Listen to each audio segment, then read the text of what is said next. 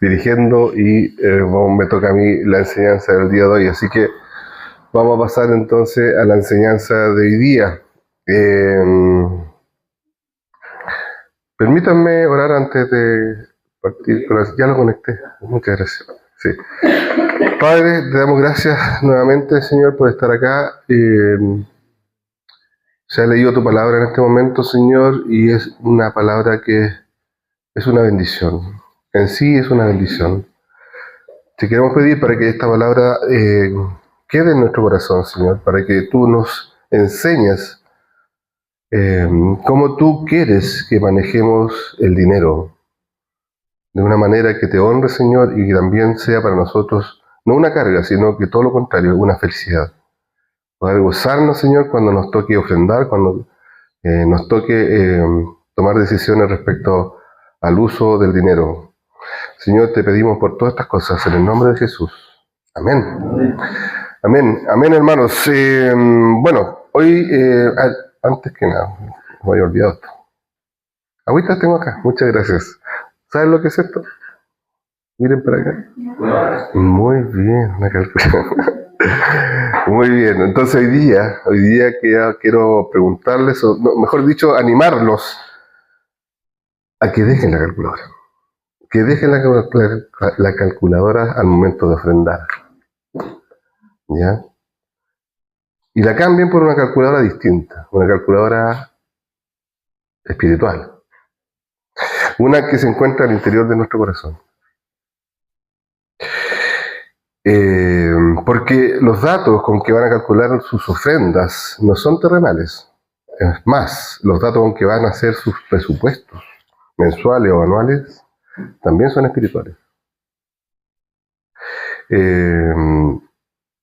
Así que yo les pregunto, ¿conocen la calculadora espiritual? ¿Saben de dónde sacan los datos para usar correctamente esa calculadora espiritual que está en el corazón? Pero ya iremos para allá. Vamos a hacer un alto mientras tanto. Bueno, como ya saben, estamos en la nueva serie de enseñanza denominada Tiempo, Tesoros y Talentos. Muy bien, todos están atentos ahí. Y como nos comentaba entonces el pastor Cristóbal las semanas anteriores con el primer tema de la serie, Tiempo, la idea de esta serie es que podamos encontrar alegría, gozo, cuando nos toque o nos plantemos ante la necesidad de dar de nuestro tiempo o dar de nuestros tesoros o de nuestros talentos. Encontrar gozo en eso. Esa es la motivación de esta serie, encontrar gozo cuando nos toque dar. Entonces, en esta ocasión nos adentraremos en el segundo de los 3 puntos, tesoros, o sea, plata. Dar plata. Difícil, ¿no? Como un tema fácil.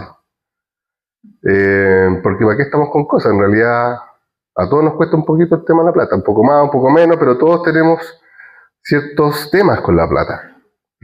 Yo creo que muy pocas veces nos topamos con gente que le sobra la plata, o que dice que le sobra la plata, y que no tiene tema con la plata. Entonces, cuesta tratar el tema de dar con generosidad si se trata de dinero. No porque haya pocos antecedentes bíblicos, por el contrario. La Biblia habla mucho acerca del dinero, harto, demasiado, tal vez. Contiene cerca de 2.350 versículos acerca de este tema. ¿Ustedes saben cuántos 2.350 versículos? Es harto. Harto. ¿Por qué? ¿Por qué digo que es harto? Porque respecto de la oración, solamente se habla en 500 versículos, más o menos. Y de la fe también anda por ahí. Así que por eso digo que es harto. Por lo tanto, nos cuesta mucho pensar que para el Señor esto es importante. El tema del uso del dinero es importante para el Señor. El 15% de las prédicas de Jesús, o de las enseñanzas que Jesús nos dio, hablaban de el dinero, o el uso del dinero. Entonces, como punto de partida, déjenme recordar un poquito lo que ya aprendimos en la primera parte de la serie, con respecto a la propiedad de, comillas, nuestra plata, o de nuestros tiempos, o de nuestros talentos. Estos no son nuestros, ya son del Señor, como lo hemos aprendido ya, ¿cierto? Como decía en las prédicas anteriores. Y solo para reforzar esta idea, porque me parece central, fíjate cómo el Señor le hablaba al pueblo de Israel al momento de tomar posesión de la tierra prometida. Ahí está, eso está en Deuteronomio 8, del 17 al 18. Dice, no se te ocurra pensar, esta riqueza es fruto de mi poder y de la fuerza de mis manos. Recuerda al Señor tu Dios, porque es Él quien te da el poder para producir esa riqueza.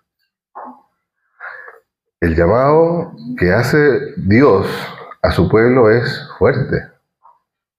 No se te ocurra pensar. Podríamos decir que casi hay un juicio, un posible juicio de Dios. Casi como una amenaza, guardando un poco la proporción. Entonces es para tenerlo súper en cuenta, muy en cuenta. Ahora tal vez puedas pensar lo que has logrado en términos materiales, si no hubiese sido por tu esfuerzo de tu parte, ¿cierto? No se habría materializado. Y eso es correcto, en realidad tenemos que hacer esfuerzos por conseguir las cosas, pero lo que te está diciendo el Señor acá, te está invitando a pensar en algo más grande, en algo más potente, en algo que es superior a ti, y que pienses que lo que tú tienes o lo que tú has logrado es porque Él te dio algo antes, primero. Él te dio primero a ti sabiduría, te dio dones, Él te salvó, te dio salvación, te dio hijos, te dio familia, te dio salud. Él te dio vida. Entonces todo lo que tú has logrado, si bien lo has logrado con tu esfuerzo, pero ese esfuerzo es fruto de lo que Él primero te dio. ¿Te fijas entonces? Si no fuera porque Dios te ha estado proveyendo siempre, nada de lo que tenemos sería una realidad. Nada sería realidad. Es por esto por lo que la cita de Deuteronomio 8 es tan importante de tener presente siempre. No se te ocurra pensar, esta riqueza es fruto de mi poder y de la fuerza de mis manos. Cuando reconocemos la propiedad de Dios, cada decisión de gasto se devuelve en una decisión espiritual. Cada cosa o cada peso, mejor dicho, que tú quieras gastar para lo que sea, se transforma en una decisión espiritual. Bueno, después de un poquito de esta introducción, vamos a la palabra de hoy día de Corintios, 2 de Corintios 9. El contexto en el que ocurre esta parte de la carta de Pablo, de Corintios, ¿cierto?, es que Pablo está tratando de animar a los corintios a ser generosos y a hacerse parte, sumándose a otras iglesias de hermanos que han estado ofrendando para la iglesia de Jerusalén, que ha estado sufriendo con la escasez. Si bien el texto leído gira en torno a las ofrendas de ayuda a otros hermanos en escasez, no podemos pensar que esto no es aplicable para otras necesidades de la iglesia. La iglesia, la vida de la iglesia se sostiene económicamente en las ofrendas de los hermanos. La causa del reino de Dios, la gran comisión, los obreros del evangelio se sostienen con el aporte de los creyentes. Como lo recordaba el obispo la semana pasada, ¿se acuerdan? Con su testimonio respecto a la vida de la iglesia anglicana en Chile. Es por esto que por lo que es tan importante sembrar en abundancia. Es súper importante tener esto en cuenta, que si sembramos en abundancia hay mucho en juego. No solamente para el que recibe, hay mucho en juego para el que da, según lo que hemos leído ahora en 2 de Corintios. Y para allá vamos a ir. No sé si se fijaron bien, pero yo conté cerca de 14 bendiciones de Dios para el que da y siembra con abundancia, en abundancia. 14 bendiciones en estos poquitos versos. Entonces, el llamado, queridos hermanos, como les recordaba al principio, es a estar tranquilos y gozosos cuando se da la oportunidad de dar. De usar para Dios los tesoros que Él nos ha dado y nos ha comisionado a administrar. Y empezar a dejar la calculadora. Dejarla de lado. Como en el fútbol. Estamos acostumbrados a usarla, pero no sé si nos va a servir ahora, porque estamos como allá al fondo, ¿no? Tendríamos que tener una calculadora más que atómica. Entonces, dejar esta calculadora y empezar a usar la calculadora correcta, la que se llena con los datos de las bendiciones que el Señor nos entrega en su palabra. Y ahí es donde hay que estar atentos, las bendiciones que el Señor nos da. Mira, fíjate en el verso 6. Ahora quiero que abran sus Biblias y van a ir siguiendo conmigo. Verso 6. Te lo está diciendo súper claro. Cosechará con abundancia cuando siembres con abundancia. ¿Qué más claro? Ahora no estamos hablando acá de inversiones económicas, ¿cierto? Donde tú inviertes en la bolsa 1.000 y al cabo de un tiempo vas a encontrar que tenéis 2.000. No, acá estamos hablando en el contexto de la obra de Dios. La cosecha abundante es una cosecha que tiene que ver con los valores del reino de Dios. Que Dios puede transformar en dinero, pero claro que sí, pues. Él es soberano. Pero no necesariamente es dinero, como lo afirma el Evangelio de la Prosperidad, que ustedes deben conocer. Mira, esto es igual que un agricultor que siembra la semilla. Él podría pensar o sentir que está perdiendo la semilla mientras cae de su mano al suelo. Del mismo modo, tú podrías sentir que estás perdiendo lo que das cuando sale de tu bolsillo. Pero de la manera que el agricultor da la semilla en anticipación de una cosecha futura, nosotros debemos tener ese mismo corazón. O sea, me explico, restringir o retener las semillas, no sacarlas del bolsillo, hará que tengamos más semillas en el granero. Sí, tendremos más semillas aquí guardadas. Pero el que la siembra al final de la cosecha tendrá más para guardar en el granero. Eso es lo que nos está diciendo el Señor en su palabra. ¿Se entiende?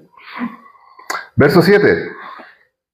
Cada uno debe dar según lo que haya decidido en su corazón, no de mala gana ni por obligación, porque Dios ama al que da con alegría. Dios ama al dador alegre. ¿Qué más podría uno pedir que el amor de Dios? ¿Qué más nos podría faltar si contamos con el amor de Dios? Dios es el máximo dador alegre. Él se deleita en darnos. No es difícil pensar que Dios se deleita con el dador alegre. Él mismo es así. Y desea ver esa alegría entre aquellos que fueron creados a su imagen. Fuimos creados a su imagen. Debiéramos ser igual que Él. Dadores alegres, como Él. Verso 8. Mira, solo en este verso yo conté 3 bendiciones. Dice, y Dios puede hacer que toda gracia abunde para ustedes, de manera que siempre, en toda circunstancia, tengan todo lo necesario y toda buena obra abunde en ustedes. Jesús nos enseñó que aún el donativo más pequeño, si se da con el corazón correcto, no se irá sin recompensa. En Mateo 10:42 dice, y quien dé un vaso de agua fresca a uno de estos pequeños por tratarse de uno de mis discípulos, les aseguro que no perderá su recompensa. Hay recompensa, hermanos, cuando uno da. Al recompensar nuestra ofrenda, Dios lo hace con toda gracia. Nuestra ofrenda es recompensada de muchas maneras diferentes. Puede ser material, también puede ser espiritual. Materialmente, Dios puede bendecir nuestro dar por medio de aumento de sueldo, regalos inesperados de dinero, o haciendo que las cosas duren para que no suframos el costo de reemplazarlas. Un auto, por ejemplo. Yo he tenido autos que son paneros y hay que estarle metiendo plata. Pero de repente te encontrás con otro auto y no falla nunca. No falla. ¿Por qué no ver la misericordia de Dios ahí? Que ha cuidado de esa inversión. Hay tantos ejemplos. Espiritualmente, Dios puede bendecir nuestro dar al liberar nuestros corazones de la tiranía de la codicia, el egoísmo y el materialismo, al darnos un sentido de bendición y felicidad, o al atesorar riquezas en el cielo. No hay fin en las maneras o formas en que podemos ser bendecidos. Son muchas las formas. A veces somos ciegos. Verso 9. Este verso proviene del verso 9 del Salmo 112, que en sí ya es una bendición. El Salmo 112 es una bendición, léanlo. Nos muestra cómo se ve un hombre o una mujer piadoso, aquel que no teme más que al Señor y que al momento de dar, da con toda generosidad y alegría, libremente, confiando que lo que Él hace es una obra de justicia que busca exaltar el nombre de su Dios que lo sostiene. El verso 11, perdón, el 10 y el 11, dice, el que le suple la semilla, al que siembra, también le suplirá el pan para que coma. Aumentará los cultivos y hará que ustedes produzcan una abundante cosecha de justicia. Ustedes serán enriquecidos en todo sentido para que en toda ocasión puedan ser generosos y para que por medio de nosotros la generosidad de ustedes resulte en acciones de gracia. No, ni siquiera tendríamos que preocuparnos por la semilla. Él la provee, el Señor. Según estos versos, ¿se fijaron? Él provee. Dios mismo proveerá lo de necesario para sembrar, dice. Más encima te proveerá el pan. O sea, para que podamos comer. Si esto no es una bendición, no sé qué puede ser en realidad. Mira, el mismo verso 10 dice, aumentará los cultivos. O sea, tú esperas un resultado de tu siembra o de tu ofrenda, ¿cierto? En tu mente, en tu corazón estás esperando tal vez un resultado, pero Dios dice que lo aumentará.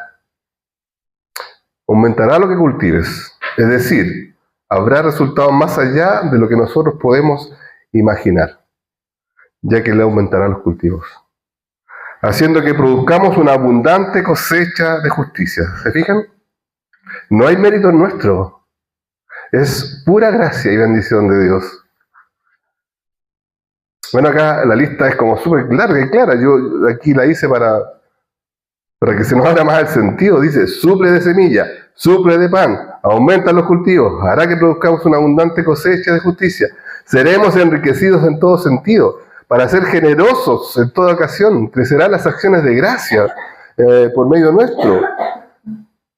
Caleta, harta, uff. ¿Qué más se podría pedir? Gracias sobre gracia, gracias Señor. Ahora, algunos autores ven en los versos 10 y 11 como una oración de Pablo por los corintios, como una intercesión. Pero como sea, lo que podemos ver claramente es que Pablo reconoce a Dios como el gran proveedor para el dador alegre y generoso. Sea como fuere que podamos dar, fue dado primeramente a nosotros por este Dios generoso. Como nos recordaba el obispo la semana pasada, ¿se acuerdan que todo es de Dios? Damos de lo que de su mano hemos recibido primero. Vemos también en esta parte del texto el anhelo de Pablo por ver enriquecidos a los corintios, en todo sentido, para que en toda ocasión, dice, puedan ser generosos. Ya sea o no una oración de Pablo, lo que vemos sí claramente al final es que no nos hacemos más pobres cuando damos. Es al revés. Nos enriquecemos, dice el Señor. ¿Tú crees eso? ¿Tú crees eso que nos enriquecemos cuando damos? Es la economía al revés. Nosotros estamos acostumbrados a que nos digan que si sale de nuestro bolsillo nos hacemos más pobres, es la lógica. Pero el Señor te está diciendo al revés. Cuando tú das, te haces más rico. Tienes que tener esa fe, si no buscarla. Esto es muy loco. Permítame la palabra, es muy loco. Pero ojo, enriquecidos para que podamos ser generosos. Dime que no hay bendición acá. Verso 12. Esta ayuda, que es un servicio sagrado, no solo suple las necesidades de los creyentes, sino que también redunda en abundantes acciones de gracia a Dios. Exactamente, podemos tener la bendición, mira, la bendición de ver cómo se suplen necesidades de los creyentes necesitados con nuestras ofrendas. Además, también tenemos la bendición de poder apreciar cómo se empiezan a multiplicar las acciones de gracia. Es una bendición ver la alegría de otro. Y ahora es más fácil. Hay tecnología, ¿cierto? En los celulares de repente llegan los agradecimientos de los hermanos cuando reciben sus ofrendas, qué sé yo. Hemos ayudado a una causa y de repente salen los testimonios y llegan ahí a tu celular y tú dices, wow, gracias Señor. Y son bendiciones que el Señor te da, que puedas participar de la alegría de otros. Verso 13, en efecto, dice, al recibir esta demostración de servicio, ellos alabarán a Dios por la obediencia con que ustedes acompañan la confesión del Evangelio de Cristo, por su generosa solidaridad con ellos y con todos. Hermanos, dice acá que habrá alabanzas, habrá alegría, habrá regocijo en aquella parte del pueblo de Dios que se ha visto beneficiada con las ofrendas. No solo por la ayuda en sí, fíjate, no solo por eso, sino que también porque esto refleja que hay hermanos fieles, obedientes a Dios, dispuestos a servir al Señor con sus tesoros, en atención al llamado del Evangelio. Es decir, lo que hay al otro lado son vidas transformadas por el Evangelio. Y dime si no, ¿has visto vidas transformadas por el Evangelio? Dime que no es una bendición. Ver, escuchar algún testimonio de alguna vida transformada por el Evangelio. Eso es lo que hay al otro lado. Esa alegría, esa bendición, para que ustedes empiecen a apreciarlas. Nosotros tenemos que aprender a apreciar esas cosas. Verso 14. Además, en las oraciones de ellos, por ustedes, expresarán el afecto que les tienen por la sobreabundante gracia que ustedes han recibido de Dios. Seguirán las muestras de afecto, expresadas en oraciones de gracia de los hermanos receptores. Esta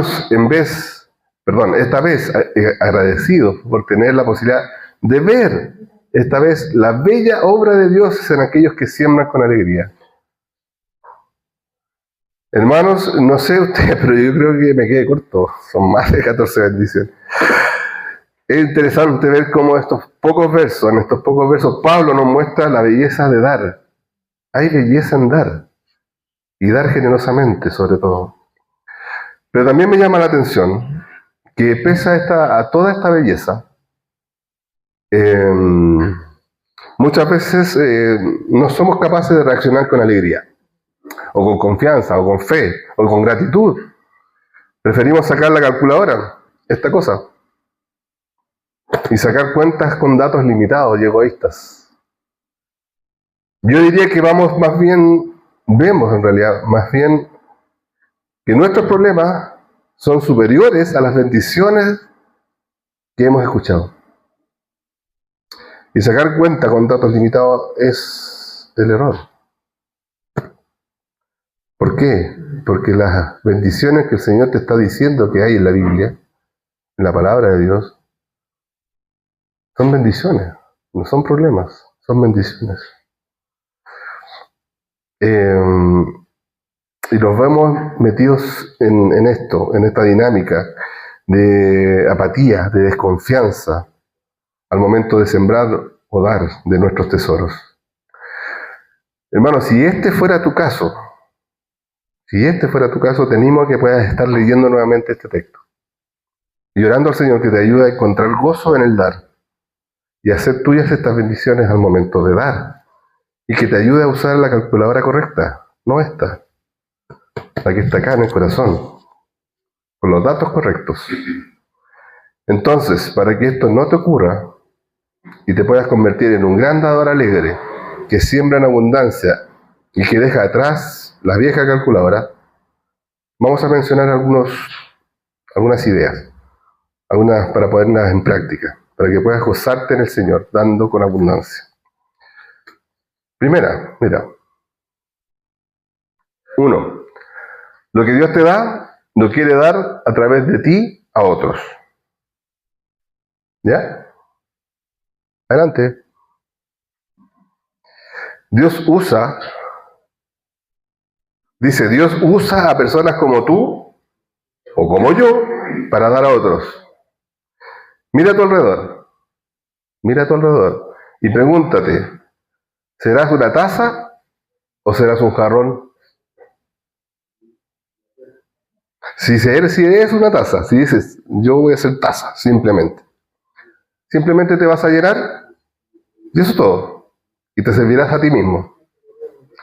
Pero, si tú dices, no, Señor, yo quiero ser un jarrón, yo quiero ser distinto, ¿cierto? Seré ese jarrón. Por tanto, Señor, tú puedes dar tu bendición a través de mí hacia otras personas. Te pregunto de nuevo, ¿quieres ser jarrón o quieres ser taza? Ese es el tipo de persona que quiere Dios bendecir. Lo que vimos en los versos 10 y 11, hermanos, y aquí ponenme atención, estas promesas se basan en tu voluntad de compartir lo que Dios te ha dado. Si estás dispuesto o no a transmitir las bendiciones de Dios a los demás. Es simplemente eso. Es tu voluntad de soltar la billetera. Porque quieres ser más feliz, porque quieres gozarte, porque quieres ver bendición, porque quieres disfrutar de las bendiciones de Dios, quieres enriquecerte como dice su palabra. Quizás puedas decir, espérate un minuto, cálmate un poquito, yo no soy esa persona con grandes recursos para ser tan generoso. Y yo te digo, sí, al revés, lo eres. No importa lo mucho o lo poco que tengas, puedes ser generoso con ello, con lo que tengas. Ustedes conocen la historia de la ancianita que tenía solamente 2 centavos y los dio todo. Todo. Era lo último que le quedaba y lo dio todo. No importándole quedarse sin nada.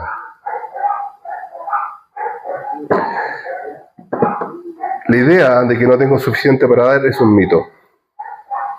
Siempre puedes dar algo. Cuando estés estés pasando por un momento difícil, de escasez, todavía puedes decir, Dios, no tengo mucho, pero lo que tengo estoy dispuesto a darlo. Solo tengo un poco de comida, pero estoy dispuesto a invitar a alguien a cenar. Es tu actitud la que importa frente al Señor. ¿Quieres ser un jarrón o quieres ser una taza? Eres una taza, tienes poco en la alacena, en el refrigerador, te quedas tranquilo. Te sirve a ti mismo. Pero con ese poco, tú puedes ser generoso y el Señor te dice que te va a hacer rico.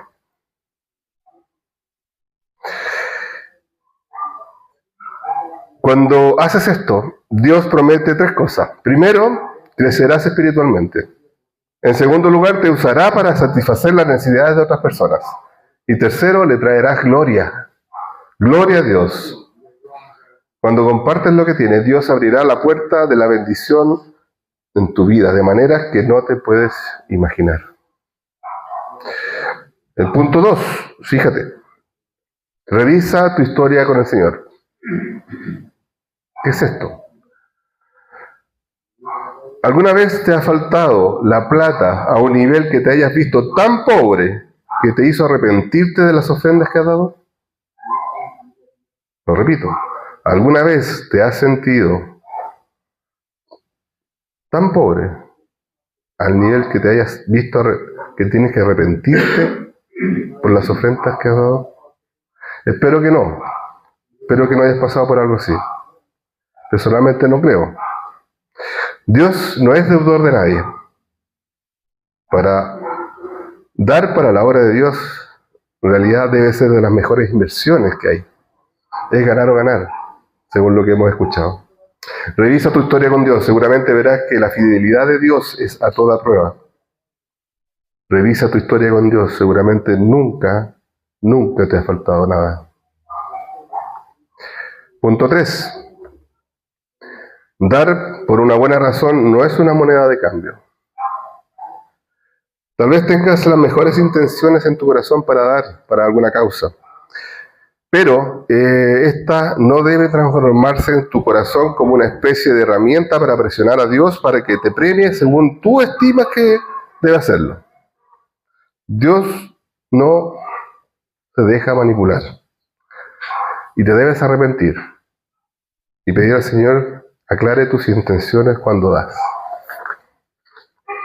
Les confieso, hermanos, un testimonio personal, que esto a mí me pasa mucho.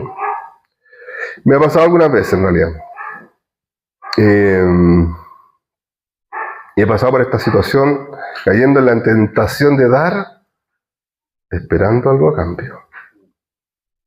Y una de esas que yo recuerdo fue en el periodo de la pandemia, cuando se decretaron las cuarentenas, no sé si se acuerdan. En esa ocasión, la señora que nos ayudaba en la casa, ¿cierto? Claro, no pudo seguir viniendo a trabajar. Estábamos en cuarentena. Entonces pensé, bueno, ella es viuda, necesita el sueldo, necesita el trabajo, y si yo tengo, le seguiré pagando aunque no venga. Seguro eso Dios me lo va a recompensar generosamente como dinero. Eso decía mi corazón. Bueno, con el tiempo el Señor me mostró que mis intenciones más profundas estaban manchadas por el pecado. Y que lo que yo estaba esperando, ¿cierto?, como recompensa, Él me lo había dado, sí, de otra forma. Pero tuve que arrepentirme frente al Señor. Pero fue una gran lección. Cuida tu corazón cuando des. El Señor no es deudor de nadie, pero tampoco se deja manipular. 4. ¿Cuánto debiera ser lo correcto en dar? Esta es una pregunta, en realidad. La respuesta para muchos es que tenemos que dar todo. Sin embargo, sabemos que Dios también nos provee para subsistir. Dios no nos quiere ver empobrecidos. Por lo tanto, tal vez una regla para orientarnos, que a mí me sirve, pero de repente cuesta, es una regla que se llama, o yo la denomino el 10-10-80. 10% para el diezmo, 10% para el ahorro, y con el restante 80% yo vivo. Ahora, ¿cómo usar ese 80%? Que dicho sea de paso, también es del Señor. Hay principios bíblicos que nos ayudarán a manejar de manera más sabia nuestra economía, de una manera que honra a Dios. Y este es precisamente el último punto, la base de datos que yo les mencionaba delante. La base de datos correcta, ¿cierto? La base de datos de la calculadora espiritual. ¿Cómo entonces nos moveremos entonces con esta nueva calculadora? ¿De dónde sacaremos los datos? ¿De dónde? De acá. La calculadora está en nuestro corazón, pero los datos están acá. Los datos están acá, la base de datos. Entonces de la Biblia, pues hermanos, de la Biblia está todo. Claramente, está llena de principios que nos ayudarán a tener una mejor visión de cómo gastar lo que el Señor nos da. Y por favor, hermano, que la Biblia sea tu mayor manual de economía. En Proverbios 4 dice que se nos enseña que la palabra de Dios es vida. Vida para nuestros cuerpos, vida para nuestro espíritu, vida para nuestras relaciones, vida también para nuestras finanzas. Como creyentes debemos leer, memorizar, ¿cierto?, meditar en ella todos los días. Lo hemos escuchado 1000 veces seguramente. La respuesta para cualquier desafío que enfrentemos las encontramos en sus páginas. Pero, ¿la has visto alguna vez como un manual de economía? Yo creo que no, pero sí lo es. Fíjate que hay muchos temas que la Biblia aborda. Por ejemplo, en las deudas. Tú puedes leer Proverbios 22:7, dice: los ricos son los amos de los pobres, los deudores son esclavos de los prestamistas. O Romanos 13:8 también respecto a las deudas. No tengan deudas con nadie, aparte de la deuda de amarse unos a otros, porque el que ama al prójimo ha cumplido la ley. O de las responsabilidades financieras. 1 Timoteo 5:8 dice: porque si alguno no provee para los suyos, y especialmente para los de su casa, niega la fe, y es peor que un incrédulo.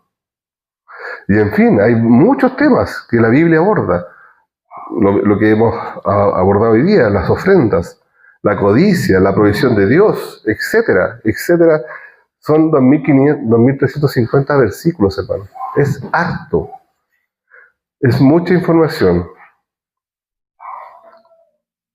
Y bendición. Entonces, queridos hermanos, los animo entonces a ver en la Biblia la forma correcta del uso del dinero. Para la economía de Dios, 2 más 2 no necesariamente es 4. puede ser 100 o 1000. Somos ciudadanos del cielo, del reino de Dios. Tenemos que aprender a usar la calculadora correcta con los datos correctos. Perdón. Pero, particularmente, quisiera comentarte otra cosa. Si tú estás pensando, ahora, ok, todo esto me parece muy lindo, todo me parece perfecto, pero en realidad me cuesta el tema de la plata. O tal vez quieres participar con mayor regularidad, quieres ofrendar más, quieres que tu diezmo sea generoso, pero te cuesta. Para ti, si tú estás en ese punto, quisiera darte algunas pautas que te pueden ayudar.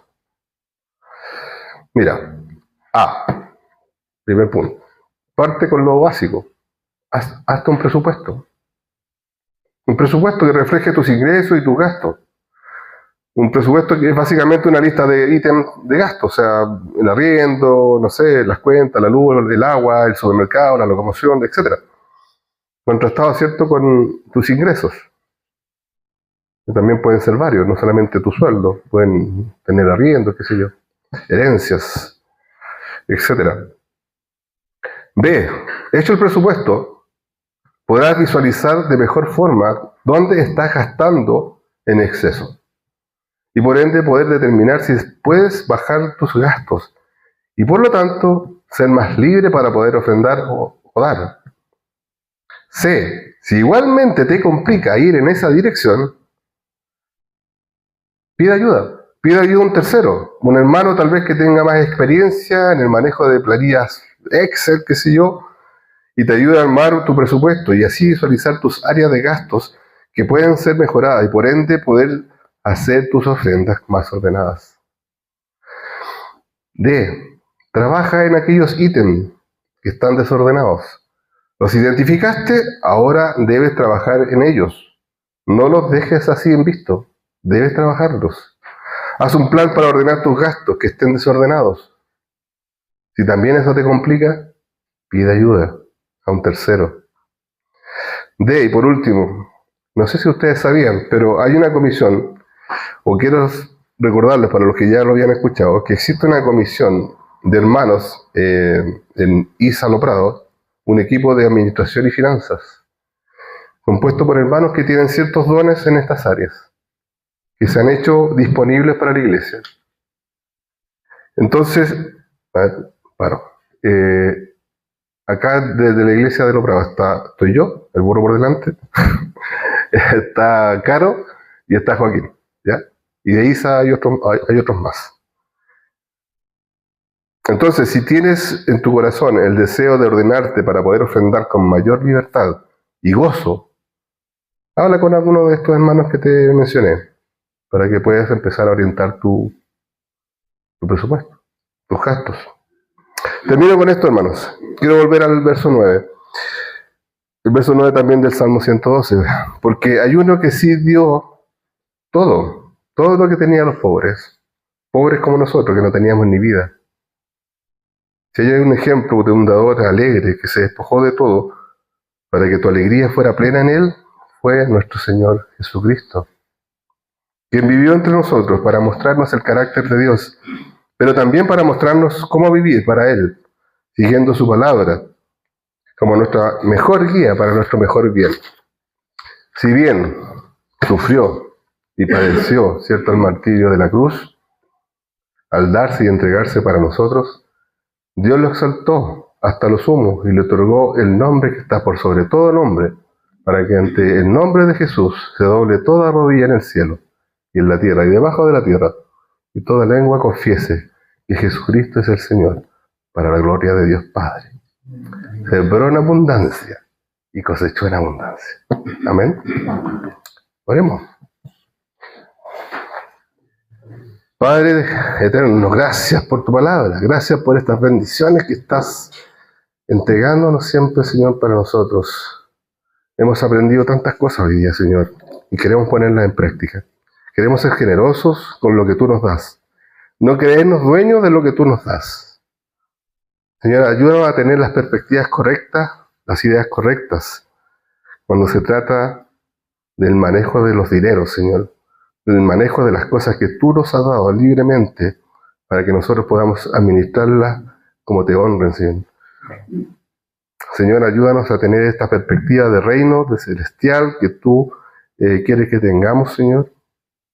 Ayúdanos a ser libres, Señor, en dar, sin pensar y usar esta calculadora que de repente nos tentamos en hacer, y empezar a usar esta calculadora que tú has puesto en nuestro corazón, con los datos correctos, con los datos del cielo, no con los datos terrenales, Señor. Ayúdanos, Señor, te lo pedimos en el nombre de Jesús. Amén. Amén.